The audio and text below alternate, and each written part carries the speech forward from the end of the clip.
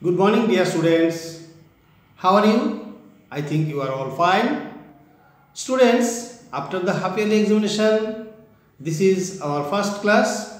Today I am going to discuss an important chapter from your course book, and that is chapter 9, and the chapter is on top of the world. Okay, this is at page number 110. So what is about this chapter? Let me discuss.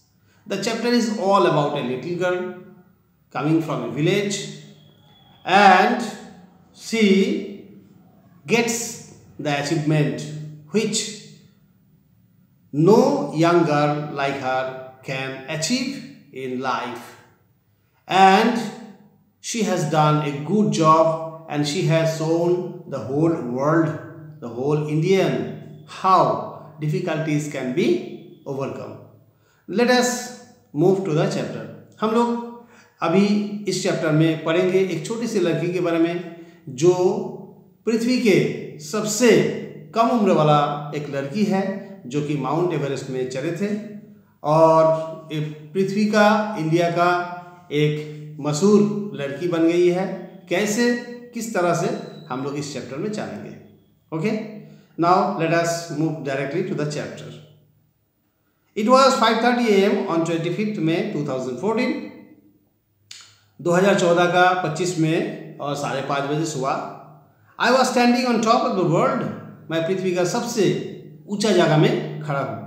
Yes, I was proudly standing on the peak of Mount Everest. हाँ, मैं कहाँ पे खड़ा हूँ? Mount Everest के सबसे ऊंचा जो चट्टान है वहाँ पे मैं खड़ी हूँ।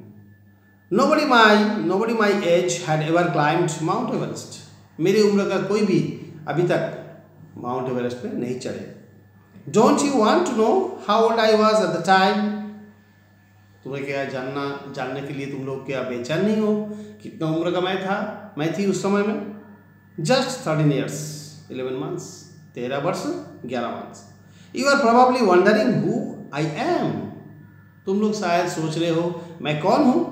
I am Purna Malavat from Pakala, a remote village in the Nizamabad district of Telangana.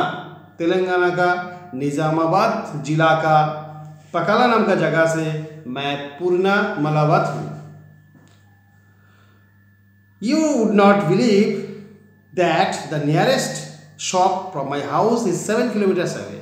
तुम लोग शायद विश्वास नहीं करोगे, सबसे करीबी जो दुकान मेरे घर से था वो कितना किलोमीटर दूर में? वो 7 किलोमीटर से, 7 किलोमीटर दूरी पे। My parents are farm labourers but they understand the value of education. मेरे पापा मम्मी जो है वो खेती बाड़ी करती है, मगर वो लोग समझते हैं जीवन का मूल्य क्या है, शिक्षा क्या मूल्य, शिक्षा क्या जो वैल्यू, कीमत क्या है, शिक्षा का कीमत क्या है। So after I finished primary school in the village, they sent me to the nearest residential school run by the Telangana Social Welfare Residential School Society. गांव का पढ़ाई ख़त्म करते ही वो लोग मुझे करीबी एक स्कूल में भेजे, जो कि रेसिडेंशियल स्कूल है, मतलब जहाँ पे सब रह के पढ़ाई लिखाई कर सकते हैं। ओके, और इसको चलाया जाता था किसके द्वारा? Telangana social welfare residential school society, ये उस स्कूल को चलाते थे। Suddenly I became part of a large family of Swaeroes. Swaeroes नाम का एक परिवार का मैं एक सदस्य बन गई। That is what all the students and teachers in the society school are known as. और स्वेरोज जो है इसी स्कूल का हर कोई टीचर, हर कोई स्टूडेंट को इस तरह नाम दिया जाता है, इस तरह नाम से बुलाया जाता है। My life changed when I was in class 9। मैं जब 9वीं क्लास में थी तब मेरा जिंदगी पूरा बदल गई। One day I was told by the headmistress of my school that I had been selected for training in rock climbing. एक दिन हमारे स्कूल के जो प्रिंसिपल थी उन्होंने मुझे बताई कि तुम रॉक क्लाइंबिंग के लिए चुने गए। Along with 109 other swarros I headed to the rock climbing school in Bhongir और मेरे साथ 109 जन सदस्य थी जो कि मेरे साथ रॉक क्लाइंबिंग में भोंगीर में चले गए। One day at the camp doctor Praveen Kumar an IPS officer and the secretary of the society called me and said, एक दिन प्रवीण कुमार जो है कि IPS ऑफिसर थे और वो सेक्रेटरी भी थे उस सोसाइटी का, तो मुझे बुलाए और बोले, you are a very good climber, I think you should go to Darjeeling for advance training in mountain climbing. और उन्होंने बताया कि तुम अच्छे क्लाइंबर हो और तुम्हें दार्जिलिंग में जाना है और तुम्हें एक स्पेशल ट्रेनिंग लेना है। That was Indeed A happy moment for me, और ये मेरे लिए एक खास पल था। Soon 20 Swaros, including me, were sent to the Himalayan Mountaineering Institute in Darjeeling for a 20-day training course. और बहुत जल्द 20 दिन के ट्रेनिंग के कोर्स के लिए 20 जन को हम लोगों को भेज दिया गया वहाँ पे दार्जिलिंग में। मेरे साथ और भी 19 जन थे। I had the good fortune to be part of the youngest team of 20 members that conquered Renuk Peak in the Kanchenjunga range of the Himalayas। और मैं एक सौभाग्यशाली सदस्य बन गई जो कि 20 जन में थे, 20 जन के अंदर में मैं बन गई। और हम लोग क्या किए, कांचनजंगा रेंज, कांचनजंगा नाम का एक पर्वत जो है उसको हम लोग विजय प्राप्त कर लिए, उसमें हम लोग चले जो कि हिमालयस में है। 5 of us from the team were then sent to Ladakh। हम लोगों में से 5 जन को फिर लद्दाख में भेजे गए। Only then did I realize that I was doing well in mountain climbing। उसी समय में मुझे पता चला कि मुझे पहाड़ चढ़ना अच्छा से शायद आ गया है। In Ladakh we were trained to survive extreme cold weather and harsh condition।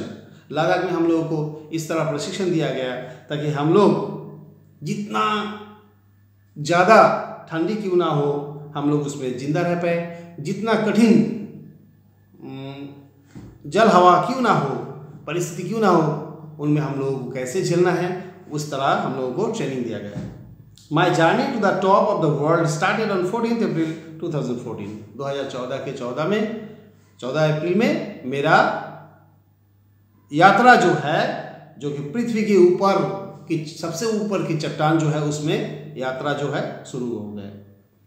After a month on 20th में we reach the advance base camp at height of 6400 metres. एक महीने के बाद 20 मई को हम लोग कहाँ पहुँच गए, जो एडवांस्ड बेस कैंप है जो कि 6400 मीटर ऊंचाई पे है उसमें हम लोग चले। The climb to the next camp at a height of 7700 meters was very steep and tough। 7700 metre ऊंचाई पे जो कैंप लगा है उसमें पहुंचना और भी बहुत मुश्किल था क्योंकि वो बहुत खराई था, बहुत ऊंचा था और बहुत कठिन भी था चढ़ना। There was very little oxygen and breathing became difficult। Oxygen बहुत कम है वहाँ पे और सांस लेना बहुत मुश्किल हो जा रहा था। So we started using oxygen masks। इसलिए हम लोग ऑक्सीजन मास्क पहनना चालू कर दिए। It took us 8 hours to get to the camp। Camp पे पहुंचने के लिए हम लोगों को करीब 8 घंटा लग गए। After a night's break on 22nd में we left for camp 2 at 8300 meters। एक रात वहाँ पे रहने के बाद 22 मई को हम लोग कैंप 2 के लिए रवाना हो गए और करीब 8300 मीटर ऊंचाई तक वो कैंप लगा हुआ था, वहाँ पे हम लोग पहुँच गए। The part of the mountain was known as the death zone. उस जगह का जो इलाका है पर्वत का, उस जगह का नाम क्या दिया गया था, death zone.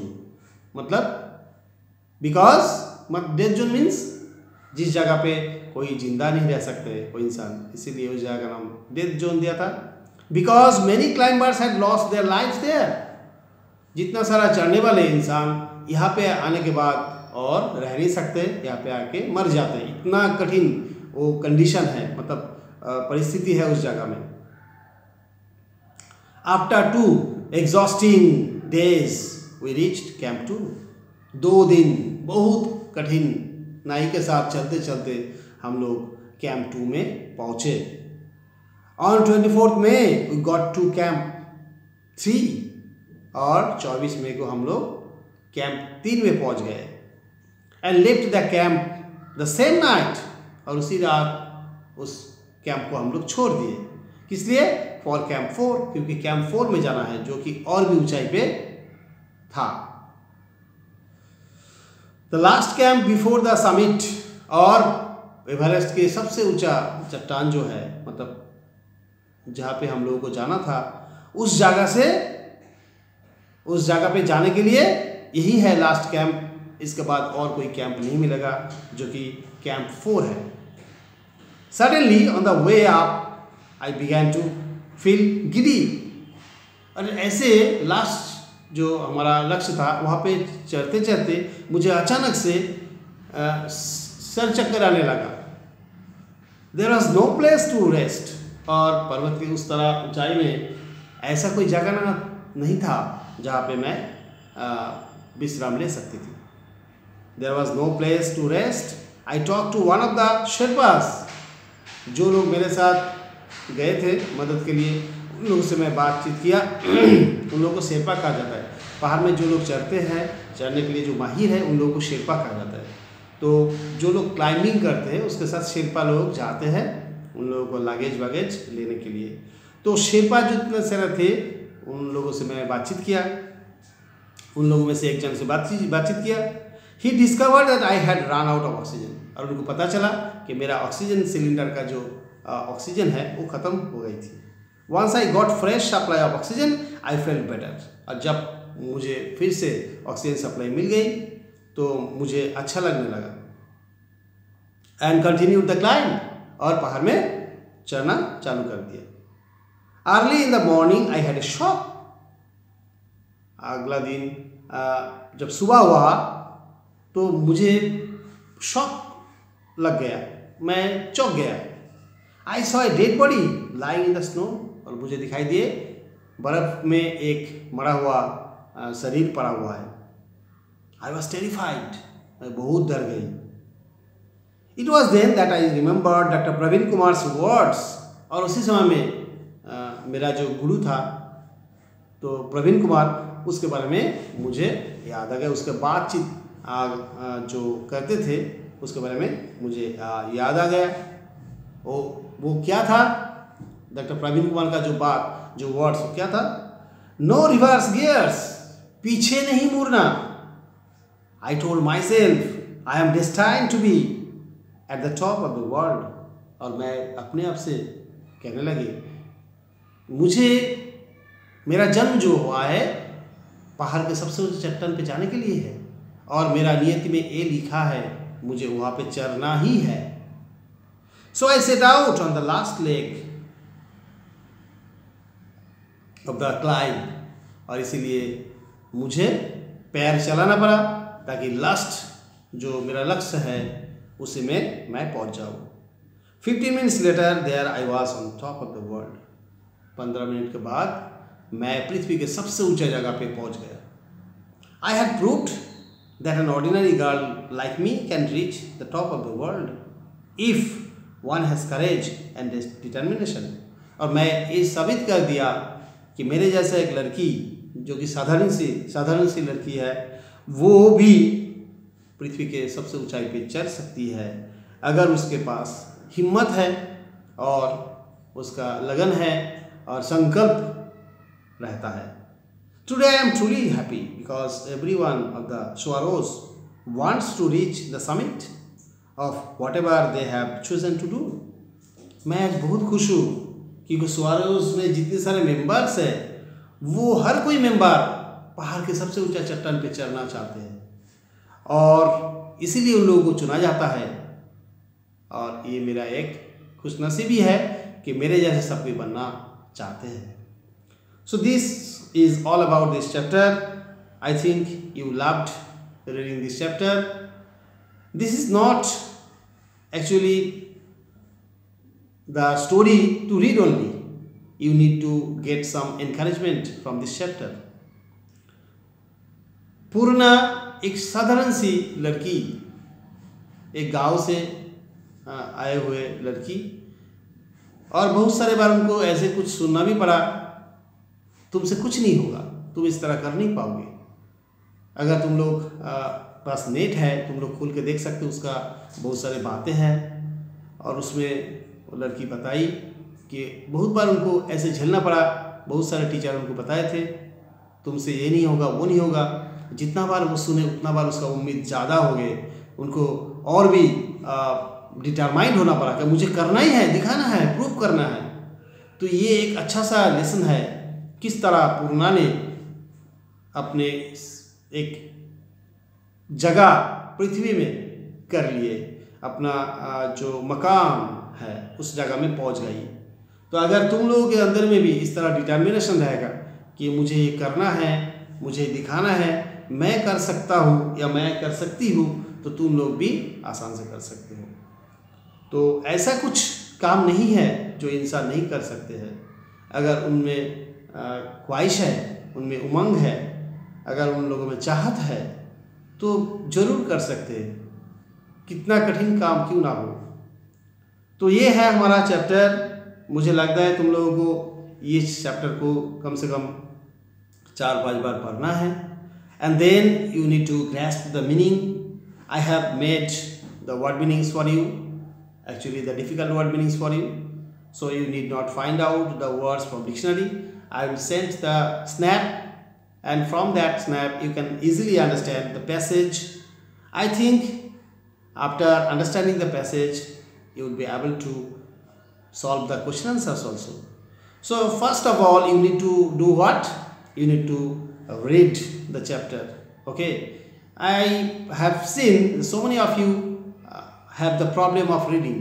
Okay, and this can be improved by repeated practice. Okay, if you think that I cannot read, but believe in yourself, you can do. You just need to give some time. You just need to give some time. Actually you need to give some time for that. Okay, if you give time and if you have determination, if you have courage, you can do everything. So up to this today, let us move to the next chapter and next topic next day. So until then, bye bye all of you, have a nice day.